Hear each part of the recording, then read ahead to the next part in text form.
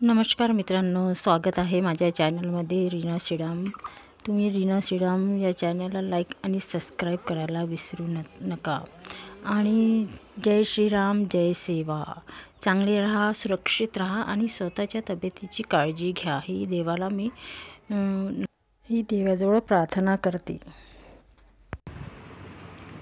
ही आहे झटपट भेल। या भेलचं नाव ठेवलं आहे झटपट भेल। आम्हाला कधीही पण भूक लागो, संध्याकाळच्या वेळेस खास करून आम्ही ही भेल जरूर बनवतो आणि सगळे खातो मजेत आनंदाने। या भेलमध्ये कसं मका पोहा तळून टाकला की भेल कशी रुचकर लागते, छान लागते। आणि मुलं तर असेच त्या मक्या पोहाला वेचू खातात। शेंगदाणे सगळं काही असं टाकावं आपण त्याच्यात आणि मस्त कुरकुरीत भेल बनवावं आणि खुशी आपल्या फॅमिलीसोबत खावे।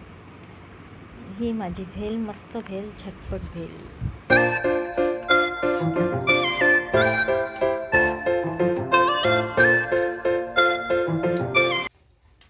स्वादानुसार थोडीशी साखर टाकायची आणि मग त्याच्यावरून थोडे कांदे आणि टमाटर टाकायचे आणि फिरवून घ्यायची। मी कधी गॅसवरून खाली उतरून टमाटर आणि कांदे टाकत असते आणि मग फिरवते। पण आता मी गॅस बंद केलेला आहे आणि टमाटरनं कांदे टाकलेले आहे, फिरवलेली आहे।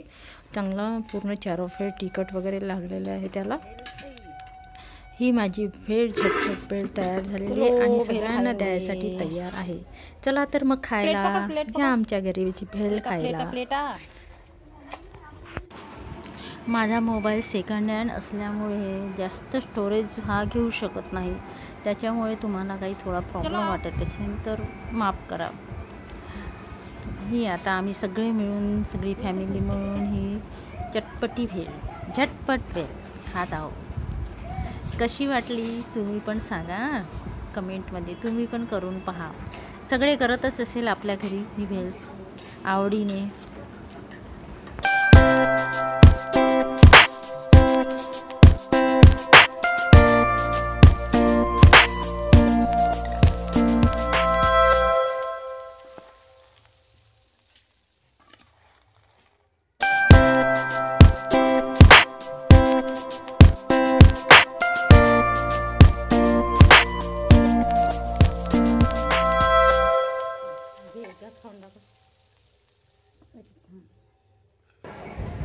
चिकू, सांग तुला ही भेल कशी वाटली?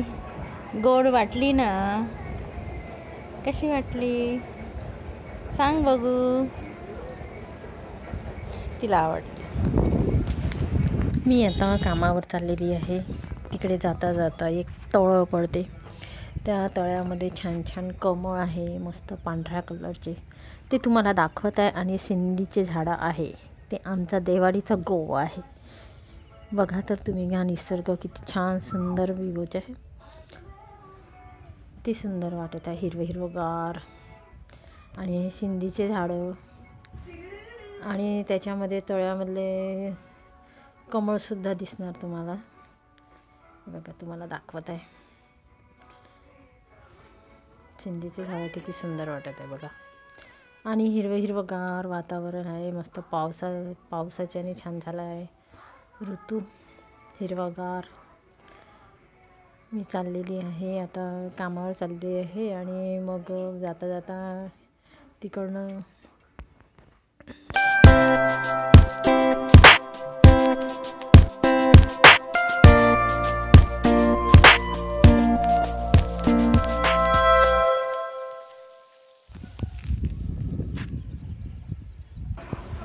समोर गेल्यावर इथे एक बालवाडी आहे छोट्या मुलांची आणि तिथे झुले वगैरे लावलेले आहे, छान बगीचा केलेला आहे तिथे। आणि समोर एक शाळा आहे, प्राथमिक शाळा, जिल्हा परिषद शाळा आहे ती। आणि इथे जाता समोर एक नाग मंदिर पडेल, तुम्हाला दिसतेच समोर गेल्यावर, ते बघा एक नाग मंदिर आहे। असं वाटतं का तिथे साप असा नाग असा उभा आहे, डोलत आहे असं दिसते। बघा, मी तुम्हाला दाखवते आता नाग मंदिर। माझं काम हे इकडेच आहे, एक आश्रम आहे, आश्रममध्ये मी काम करते, जॉब करते तिथे आश्रममध्ये। तुम्हाला दाखवते आता मी।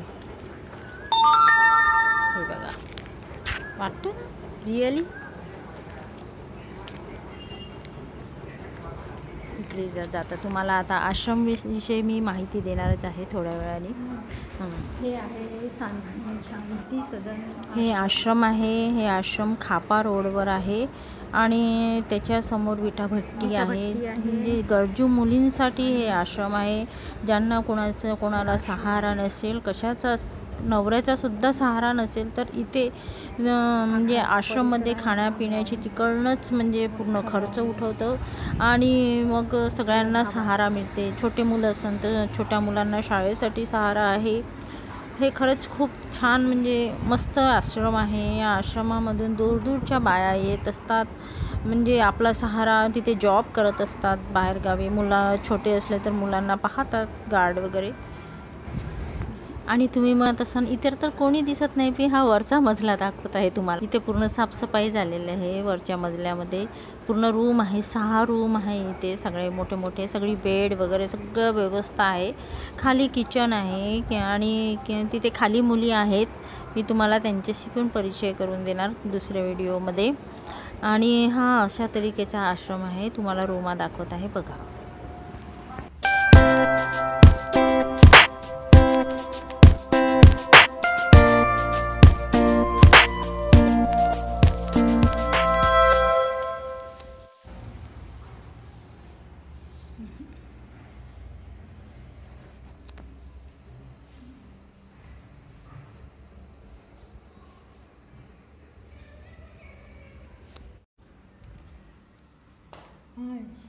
हे आहे शांती सदन आश्रम.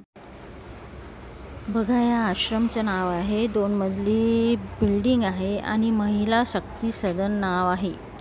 तुम्हाला एकदा आणखी ॲड्रेस सांगते. खापा रोड आणि खापा रोडवरच आहे आणि त्याला रामटेक रोड पण म्हणत असते. देवहाडी, जिल्हा भंडारा ते आहे हे आश्रम. कृपया ज्या कुणाला गरजू मुलींना किंवा गरजू स्त्रियांना कोणाला सहारा पाहिजे असेल तर या आश्रममध्ये जरूर ह्या. तुम्हाला अजून ॲड्रेस किंवा फोन नंबर वगैरे पाहिजे असेल तर मला कमेंट करा, मी तुम्हाला जरूर सांगेन. हे बघा, हा गेट आहे आणि इथे गार्ड पण असतो आणि सगळी सुविधा आहे आणि सगळ्या सुखरूप अशा मुली इथे राहतात. मुलं पण राहतात छोटे छोटे. जर तुम्हाला हा व्हिडिओ आवडला असेल तर रीना श्रीराम या चॅनलला लाईक आणि सबस्क्राईब करायला विसरू नका आणि मला भरभरून प्रेम द्यायला विसरू नका. जय महाराष्ट्र, जय हिंद, जय महाराष्ट्र.